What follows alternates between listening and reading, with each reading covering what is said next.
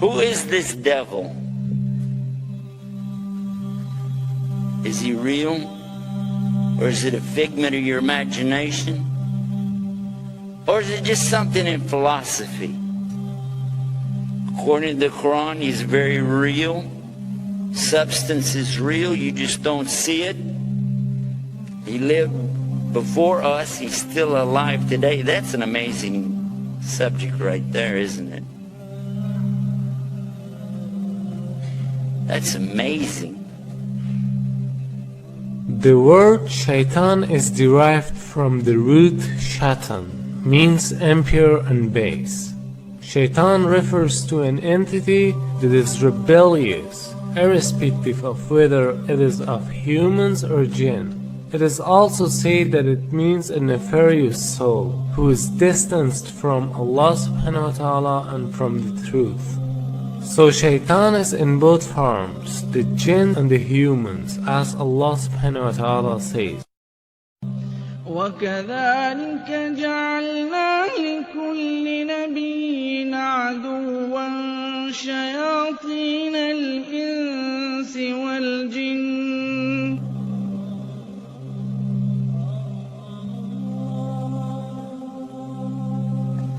Now what is this about the jinn? Why do you have to believe in that? Well, they're part of something called al-ghaib.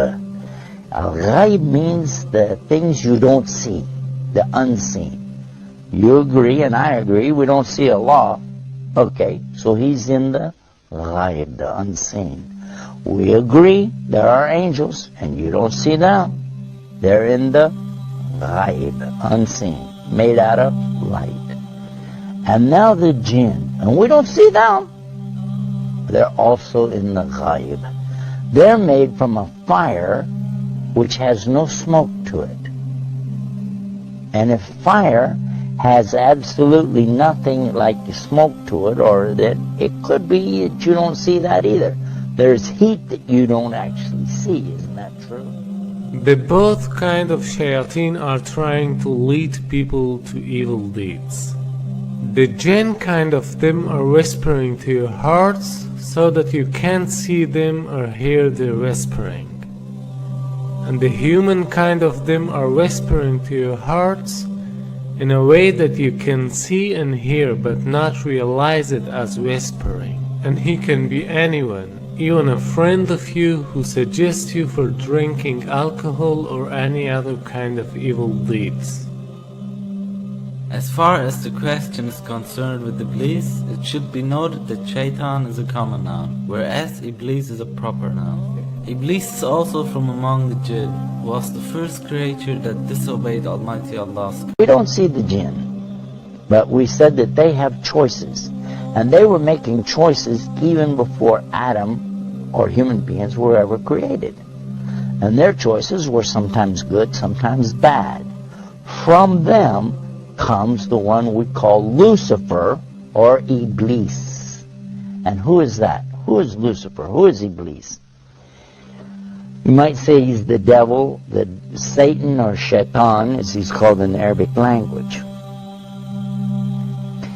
But actually he started out as a worshipper of Allah, and he was worshiping and praying to Allah and extolling Allah to the extent that Allah raised him up to be even with the angels. Now remember, this guy Iblis is not an angel, but he was worshipping alongside of them because of his ibadah or worship, being so lovely, and Allah raised him up, you see. But then what happened? And this is an important story.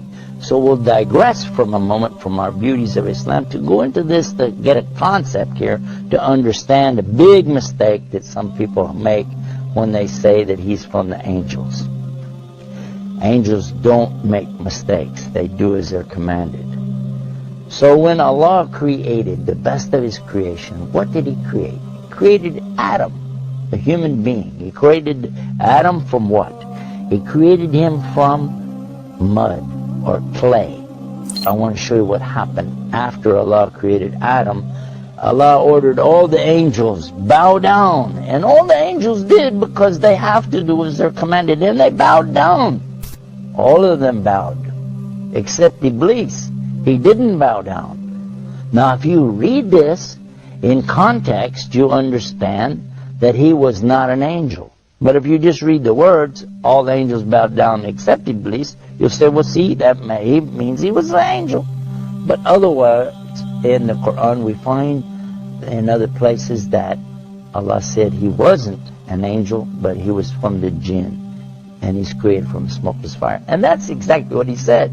You created Adam from mud, but I'm created from something better, from a smokeless fire. So I refuse to bow down. Why? Because I'm better than him. I am better than Adam, and I refuse to bow down to him. By so doing, he disobeyed Allah. And whoever disobeys Allah, he's in trouble. But especially if he does it out of his arrogance and his pride. I refuse to obey because, I know better. And in this way, he put himself in the worst possible condition with Allah. Allah condemned him to hell forever. And he said, I don't even care. Just let me take him, meaning Adam, and his children along with me to hell. What? For what? Because of this thing called pride or arrogance. Kibr in the Arabic language. And what is kibr? And kibr is something comes from kabara. Kabara is the root of the word akbar. And only Allah is akbar. Allah is greater and greater and greater than anything. But a human being has no right in front of Allah or anything that's created. The jinn, the angels, nothing have the right to come in front of Allah like this and say, who am I? I'm this, I'm that. No. Allah give you a commandment. You do it. Now the important point is that everyone thinks that it is because of shaitan that we commit sins. That's why they're asking some questions like, why Allah created shaitan? Or why Allah didn't finish shaitan so that we wouldn't commit sins? Here's a misunderstanding. Shaitan cannot do anything more than whispering. To make it more clear, let's ask a question. Before Iblis became shaitan, there was no other shaitan, right? So who told Iblis to disobey Almighty Allah's command? Here's the point. There was no shaitan before him. He did it because of his nafs. Suppose that even if there was no shaitan, still we'd have nafs. So we'd commit sins. Because this world is a test for the mankind and the jinn kind. Now same as the case with Iblis. He is also in this test because he is a jinn and he has nafs. So Allah subhanahu wa ta'ala didn't create him as shaitan. Rather, he himself chose to be shaitan. Not only Iblis, but all the other shayateen are choosing to be shaitan by disobeying Almighty Allah's order. Now, what happened next? Well, that's when Allah told Adam that he could have anything that he wanted in all of the paradise. Go ahead, enjoy. But there's one tree, don't eat from it. Of course, you know what's going to happen. And the devil came to him and to Eve and got them to eat from that tree. And they were cast down because of that. But Allah knew from the beginning they would eat from it. That's why Allah put it there. Because this life, and this is the whole reason for me telling you this story, so you can get this one beauty of Islam, to understand this one thing. This life is nothing more than a test. The obvious point is that Iblis was the first of all shayateen. Therefore, he is the leader of them. And all shayateen are tools for this test, even though they are also giving test.